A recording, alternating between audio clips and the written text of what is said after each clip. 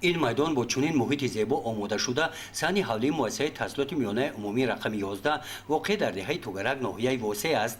این بنا در دوره کارهای آبادانی با استقبال جشن 35 سالگی استقلال دولتی جمهوری تاجیکستان مورد استفاده قرار گرفته است و امروز مرکز برگزاری های جشنواره های مکتبی گشته است. جشنواره نوبتی به روز جهانی محافظت حقوق کودکان بخشیده شده است. در این همایش با اشتراک کودکان برنامه جالبی فرهنگی نمایش داده شد. مضمون آنها ترنم وطنداری، قرائت شعرها در وصف وطن مادر، رقص و سرود، قرائت پاره‌ها از داستان‌های شاهنامه عبارت بودند.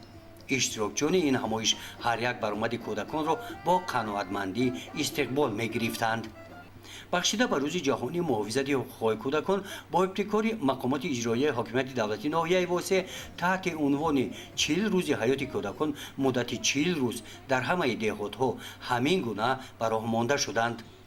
گزارش خواجه نظریف خدای نظر ظهوروف از ناحیه واسه برای برنامه اطلاعاتی نوید.